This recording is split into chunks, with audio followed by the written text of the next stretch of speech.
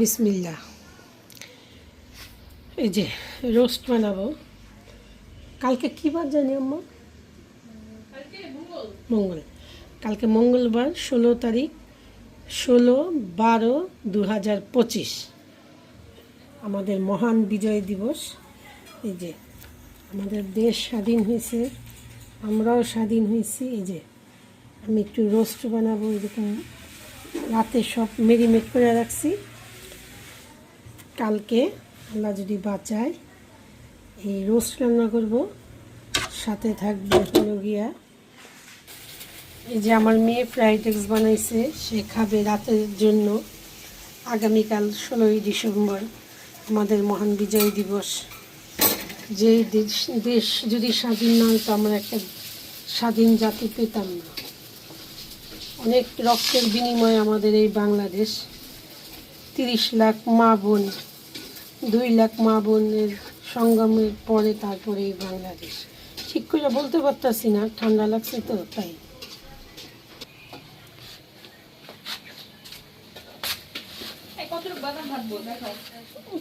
অল্প আম্মা, একদম বত্তার চেয়েও কম, 2-3টা ডলা দিলি।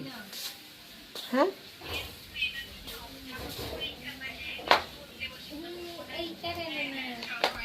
অফিসে সকাল সকাল যেতে।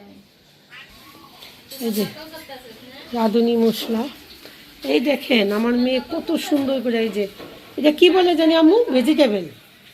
এই যে ভেজিটেবল বানাইছে, চিকেন কষা, আলু ভাজা, আর এই দেখেন ফ্রাইড রাইস, কি সুন্দর।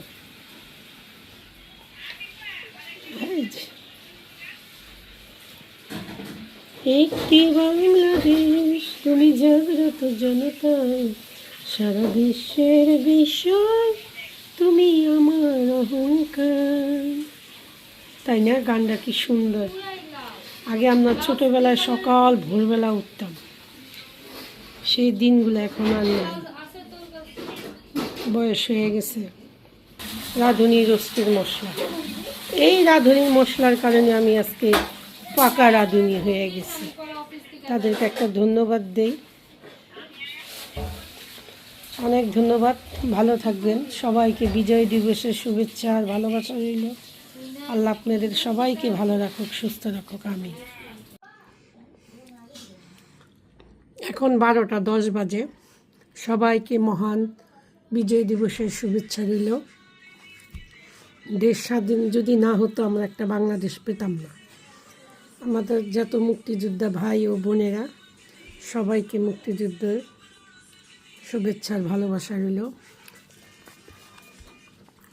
খেতে খেতে গল্প করছি।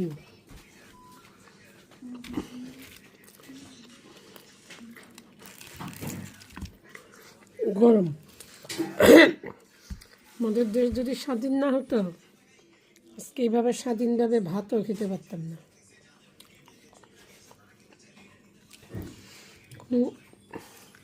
অনেক কষ্টে পাওয়া বাংলাদেশ।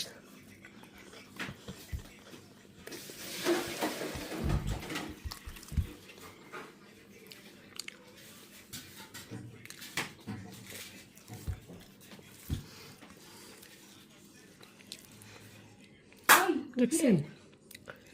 সবাইকে আবারও বিজয় দিবসের শুভেচ্ছা করলাম। আল্লাহ আপনাদের ভালো রাখুক, সুস্থ রাখুক। একটু আগে একটা চাও খাইছিলাম। সবাই ভালো থাকবেন।